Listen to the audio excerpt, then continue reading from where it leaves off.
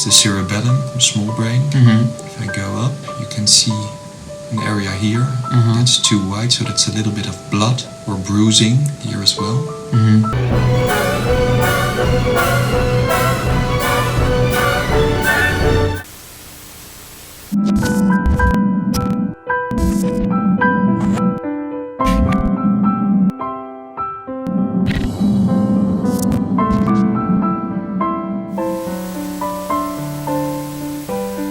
What's up everyone, and welcome back to the Josie Show. This vlog is going to be a little bit different than the rest. It's going to be more personal. I'm going to tell you my story. My bike accident story, aka my brain injury. So, well, if you didn't know, Amsterdam is not just only famous for bikes, but we also have a lot of trams, buses, and everything else.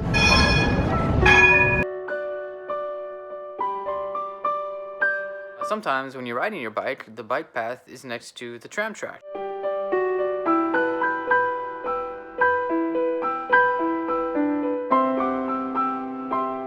So I was coming home from work on my bike, and I was riding next to a tram track, which is something you should not do. Don't ride parallel next to tram tracks in Amsterdam, because what happened was my front tire actually slipped and got stuck in the tram track. And this is the road where it all went down. Not even joking with you guys, every time I ride past this road or near this road, I'm still a little bit shaky, because literally I fell like somewhere right here. That's where I fell. Like I was coming this way, and then I hit the track, and then I fell there, and the front of the bike like flipped. And you can imagine what happened. I flipped over the bike. That's presumably what happened, because I don't remember what happened.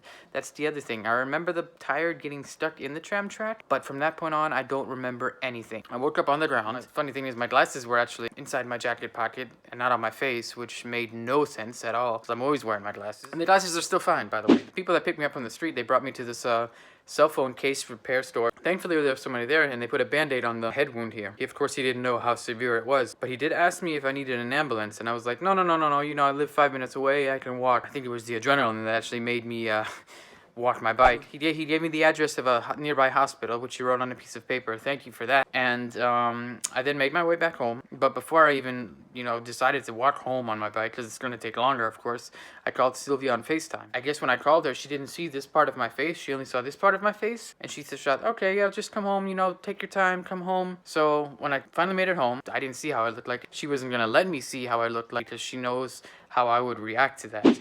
We called an Uber and we went to the hospital, and yeah, once we got to the hospital, that's when the waiting games began, because it was literally like 45, 50, I don't know how long it was.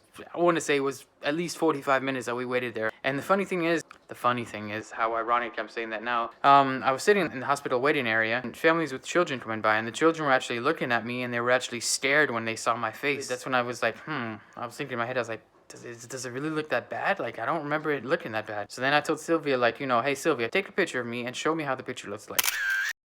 Damn! Yeah, that's how I was looking like. That's how I walked home pushing my bike.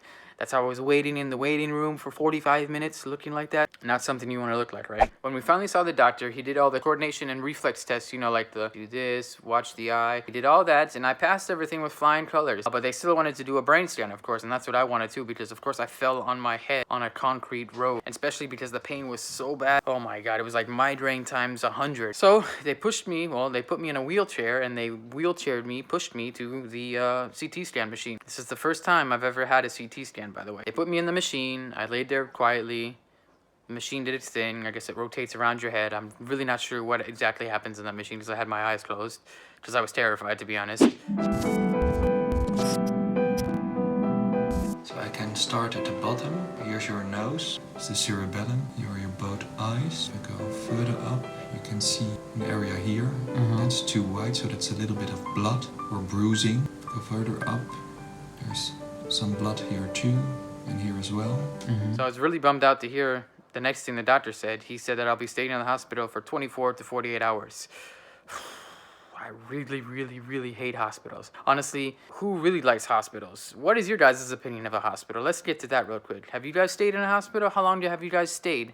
Do you guys like hospitals? Is there anyone out there that actually likes staying in a hospital? I haven't met one at all. But back to the story. I had to stay 24 hours in the hospital. And the other thing was that I was going to be woken up every hour to check that, you know, I'm not going into like unconsciousness. So every hour I was woken up, making sure everything was right. They would check my blood pressure and then, you know, give me some water, give me like a piece of bread. So 24 hours passed and the doctor came back and said, you know, you can go home today, but keep it easy. Don't do anything. Just stay in your room. Da da da. You know, the usual. So yeah. That went on for about 2-3 months of me doing absolutely nothing, sitting in the room, always forgetting things. I would like go outside, but I would like forget my phone, forget my wallets. It was a bad period. It was really stressful for both me and Sylvia because, of course, me forgetting something, I have to come back home, or even if I'm going to the store for something small, I would forget my wallet. I have to come back, and it's just da da da da da da. But now, 4 months later, I mean, I'm still feeling some effects. I still have some headaches. I still have some light sensitivity. It comes and goes. Like some days it's fine and some days it's bad. But I really just wanted to make this video to basically share my story with the world and also share my story with those people that are coming to Amsterdam and those people that live in Amsterdam. You know, be careful when you're out there. There's so many bikes. There's so many things that can go wrong, especially now. It's getting warm. There's more and more people, there's more and more bikes, and honestly, if you rent a bike and when the steering wheel is wobbling while you're riding the bike, maybe, just maybe you shouldn't be on a bike. And that goes for anyone. It doesn't just go for like tourists or locals. I mean, just come on, people.